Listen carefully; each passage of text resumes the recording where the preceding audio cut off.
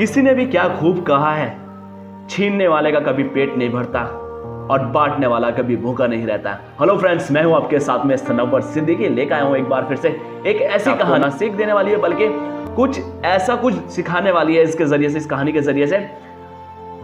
कहानी दरअसल शुरू होती है, एक बंदरों की कहानी है। एक बहुत बड़ा जंगल के अंदर एक बंदरों का बहुत बड़ा झुंड रहता था और झुंड में सैकड़ों बंदर, उसके अंदर सैकड़ों क्या हजारों की तादाद में उसके अंदर बंदर थे। और उनका एक राजा था जो काफी विशाल था, बहुत बड़ा बंदर था। और वो उसको सारे के सारे जो बंदर थे सब उसको फॉलो करते थे, सब उसका हुक्म मानते थे। जैसा वो राजा कहता था वैसा ही वो लोग करते थे और रोजमर्रा की तरह वो रोज उसको खाना भी ला कर देते थे। और तभी एक बंदर अचानक वहां पे पहुंचता है, राजा के पास में पहुंचता है और राजा से कहता है कि एक जंगल के अंदर एक ऐसा बाग है जहाँ के फल बहुत अच्छे हैं और बहुत ज़्यादा फल उस पेड़ पर, उस बाग में आए हुए हैं, तो क्यों ना उसके फल हम लोग खा ले जाएं। राजा ने कहा किस जगह बाग है वो। उसके बाद में बंदर कहता है कि उसके साथ में एक प्रॉब्लम ये भी है कि वहाँ पे उसके करीब एक इंसानी बस्ती भी है जो हमारे लिए खतरे का सबब बन सकती है। कि ठीक है, राजा का हुक्म था। राजा ने उसकी बात बहुत अच्छे से सुनी, उसको इनाम दिया और इनाम देने के बाद में उससे कहा कि सारे लोग जाइए और उस बाग के अंदर एक भी फल नहीं बचना चाहिए, सारे के सारे फल तोड़ कर लेकर आओ। जाने के बाद में राजा को हुक्म था तो सबकी सराख हो पाता, सारे के सारे बंदर वहां से निकल जाते हैं और बंदर निकलने के बाद में सीधे पहुंचते हैं बाग में और अपने अपने जो तरीका था उनका, उस तरीके से सारे फल तोड़ने शुरू कर देते हैं। फल इतना रसीला था कि राजा को भी बहुत पसंद आया। फिर उसके बाद में राजा के पास में सारे के सारे फल जब लेकर आ जाते हैं, बारिश हुई, बाढ़ आई। बाढ़ आने के बाद में जो पेड़ था, पेड़ पे जो फल, एक फल रह जाता है। एक फल रहने के बाद वो नदी के जरिए से उस इंसानी बस्ती तक पहुंच जाता है। अब इंसानी बस्ती तक पहुंचने के बाद में जो एक सिपाही था, राजा का जो सिपाही था, वो उसको फल को उसको मिल जाता नदी के जरिए से।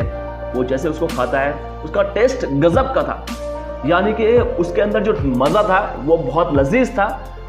उसने सोचा क्यों ना ये राजा को ले जाकर दे दिया जाए, राजा खुश हो जाएगा और मुझे कुछ इनाम देगा, कुछ ना कुछ इनाम देगा। इसी मंशा के साथ में वो चला जाता है राजा के पास में। और राजा के पास जाने के बाद में जैसे राजा के पास में जाता है, राजा को थोड़ा डाउट होता है। डाउट होने के बाद में वो सोचता है कि पता नहीं इसके अंदर कुछ, फल के अंदर कुछ मिला हुआ तो नहीं है। सबसे पहले जो सिपाही लेकर आया था उसको चखवाता है कि चख के बताओ ये किस तरह का फल है।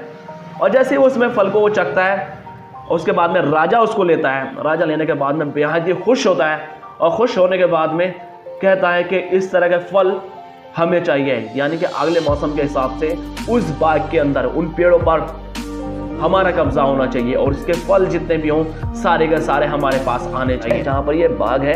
लेकिन इसमें जो परेशानी का सबब ये है कि वहाँ जो बंदरों का कब्जा है और बहुत सारे बंदर वहाँ पे हैं। राजा तुरंत हुक्म देता है अपने सैनिकों को कि जाके उस पर इंसानी कब्जा करो और किसी तरह का कोई भी बंदर वहाँ पे बचना नहीं चाहिए, सारे के सारे बंदर को खत्म कर दो। अब एक बंदर जैसे ही राजा के पास में आकर खबर देता है कि यहाँ इंसानी कब्जा होने वाला और राजा ने हुक्म दे दिया है वहाँ पे कि सब लोगों को, सारे बंदरों को खत्म कर दिया जाए। बंदरों के अंदर घबराहट थी। तभी राजा ने फैसला लिया कि एक काम कीजिए, पास में नदी के पार एक बांसों का जंगल है, वहीं पे जाके हम सब के सब। परेशानी जो थी वहां पर नदी की थी, नदी किस तरह से पार करी जाए। विशाल बंदर था, बहुत बड़ा बंदर था। नदी के बीचों बीच खड़ा हो जाता है और कहने लगा मेरे ऊपर से सारे के सारे पार हो जाओ। अब पार होने के बाद में एक एक करके सारे बंदर पार हो जाते हैं। अब होने के बाद में एक बंदर जो था वो राजा से चिढ़ता था और जैसे ही उसके ऊपर चढ़ता है उस पर हमला कर देता है, उसको लहूलुहान कर देता है, उसको घायल कर देता है। लेकिन राजा था, राजा को उस पूरी सेना पार करनी थी, इसलिए राजा कुछ नहीं कर पाया। अब इतना करने के बाद में सब कुछ इंसानी राजा जो था वो दूर से देख रहा था। देखने के बाद में बंदर जो लहूलुहान हो चुका था, राजा, बंदरों का राजा, वो लहूलुहान हो चुका था, वो नीचे गिर गया। राजा तुरंत, इंसानी राजा था, तुरंत हुक्म करता है सारे सैनिकों को जाकर किसी वेद को बुलाओ, इस बच्चे को, इस बंदर के राजा को हमें बचाना है किसी भी तरीके से। काफी दिन इलाज चलता है। जब थोड़ा होश में आता है, राजा उससे पूछता है कि तुम राजा थे, पहले इस नदी को पहले पार कर सकते। बड़े ही सरल अंदाज में कहता है मैं राजा हूं और राजा का फर्ज है कि वो अपनी जनता को दुखी ना करे।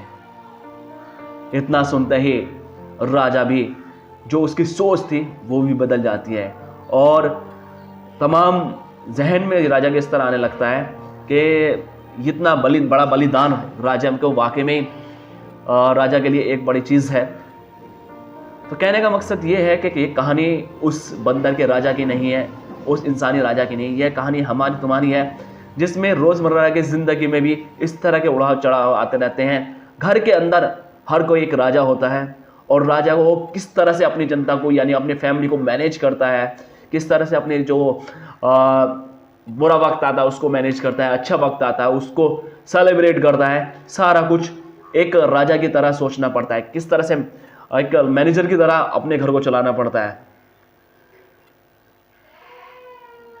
तो एक बंदर के राजा ने ना सिर्फ राजा की जो सोच थी वो बदली, बल्कि अपनी प्रजा के प्रति भी जो उसकी जो अपने प्रजा के प्रति जो उसने प्यार दिखाया, अपना बलिदान दिया, वो एक सराहनीय थे, वो एक सराहनीय था।